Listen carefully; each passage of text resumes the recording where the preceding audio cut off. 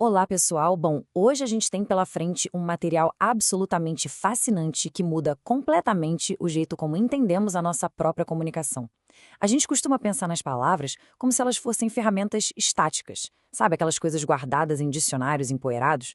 Mas, na real, as línguas são ecossistemas vivos. São ecossistemas que respiram, que se movem e evoluem o tempo todo, puramente através do contato humano. E é exatamente essa jornada de evolução que a gente vai desvendar agora nessa análise. Então, vamos mergulhar nisso. É super comum olhar para aquela gramática cheia de regras e ter ilusão de que a língua que a gente fala hoje já está na sua forma final, ou, como muita gente prefere dizer, na sua forma correta e definitiva. Mas tem um detalhe essencial que quebra totalmente essa ilusão. A comunicação não é uma fotografia estática, ela é um filme em constante movimento. Sempre que as pessoas interagem, as regras se curvam, se adaptam e se transformam. Entrando agora na dinâmica do contato. O conceito-chave para a gente entender tudo isso é o contato linguístico. Pensa no seguinte: quando culturas diferentes se encontram, as línguas delas não ficam simplesmente sentadas uma do lado da outra numa prateleira intactas. Elas se tocam, elas se entrelaçam de verdade, e a partir desse contato acontecem mudanças totalmente naturais. É um fenômeno inevitável que tem o poder de criar formas de linguagem completamente inéditas. E como exatamente essas novas variantes nascem na prática? É meio que uma reação em cadeia. Primeiro, a gente tem a interação contínua entre esses grupos diferentes. Daí, começa um intercâmbio real no dia a dia, uma troca super rica de vocabulário e de estruturas gramaticais. E, por fim, que é o mais importante, rola a adaptação à realidade local. Essa interação não produz só um amontoado confuso de palavras. Não, ela cria uma forma inteiramente nova de expressão, perfeitamente adaptada a uma nova realidade social e geográfica. Vamos avançar para a estrutura da transformação linguística. Aqui a gente entra no que dá para chamar de santíssima trindade do contato linguístico, começando pelo superestrato. Vejam a força dessa palavra. É a camada de cima. É aquela língua que chega com a maior influência estrutural de todas. Ela define a base, ela dita as regras e organiza a fundação gramatical onde todo o resto vai ser construído. É basicamente o esqueleto principal da nova variante. Agora, o que é realmente interessante nessa dinâmica é o papel do substrato. Se o superestrato é o esqueleto, o substrato é o que dá o sabor, a cor local e a textura. É a língua que já estava lá ou que traz os elementos profundamente conectados àquele ambiente específico. Palavras para nomear a fauna, a flora, os sons locais. E é fascinante notar como essa camada sobrevive à passagem do tempo, se infiltrando para sempre na estrutura principal. E para completar essa regra de 3, chegamos ao adstrato. Esse é o grande clímax do contato. O adstrato é a síntese, o resultado brilhante dessa interação toda. É quando a língua deixa de ser apenas uma base com influências e ganha uma identidade totalmente própria.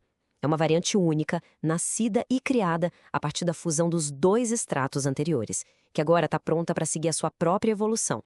Então, o ponto crucial aqui é: a gente está lidando com algo muito maior do que um simples empréstimo de palavras. A realidade do contato exige uma transformação estrutural profunda.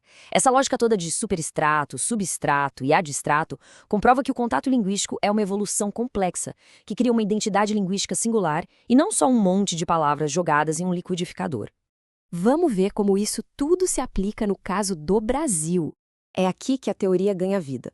De um lado, a gente tem o português europeu agindo exatamente como aquele superestrato que a gente acabou de definir, fornecendo toda a base de referência. E do outro lado, atuando como substrato, temos as riquíssimas influências das línguas indígenas, que foram essenciais para adaptar essa base europeia a uma realidade tropical que era totalmente nova. E isso ilustra brilhantemente como aconteceu essa divisão de tarefas por aqui. A organização da língua e a estrutura sintática vieram lá da base europeia. Mas quando a gente olha para o vocabulário, para os termos que nomeiam o mundo físico, a natureza e o ambiente local, é o substrato que brilha intensamente. A gramática de um continente encontrou a terminologia ambiental de outro. E um detalhe vital: nada disso foi planejado numa sala de aula. Essa é a dinâmica da língua acontecendo na prática. Essas mudanças foram puramente impulsionadas pelo uso no dia a dia. Quando as pessoas precisam se comunicar com urgência para sobreviver, para trocar produtos ou para conviver no mesmo espaço, a língua vai se adaptando organicamente a essa necessidade. Caminhando agora para a identidade e a evolução contínua. Vamos dar um passo além da mecânica das palavras. Porque, afinal, tem uma frase muito forte que diz: nenhuma língua permanece estática.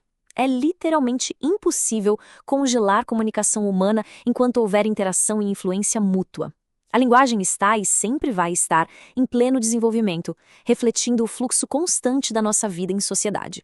As palavras que nascem nesse processo viram, no fim das contas, o maior registro histórico que existe. A língua representa a história viva de um povo. Ela carrega o DNA da cultura, o peso do dia a dia e revela uma forma absolutamente única de ver e de interpretar o mundo ao nosso redor. Recapitulando as nossas principais lições dessa análise. O contato não destrói, ele transforma. As novas variantes surgem de um jeito muito natural e orgânico. E cada língua que resulta desse processo é um reflexo perfeito do seu próprio contexto social. Toda forma de falar é uma expressão inigualável de quem a utiliza. Para fechar, fica aqui uma provocação. Sabendo que toda interação e cada elemento ao nosso redor influenciam a comunicação, como os diferentes ambientes por onde a gente passa hoje moldam as nossas próprias vozes? É uma reflexão poderosa sobre o impacto do mundo nas palavras que a gente escolhe usar. Obrigado por acompanhar essa exploração incrível sobre a vida e a evolução das línguas.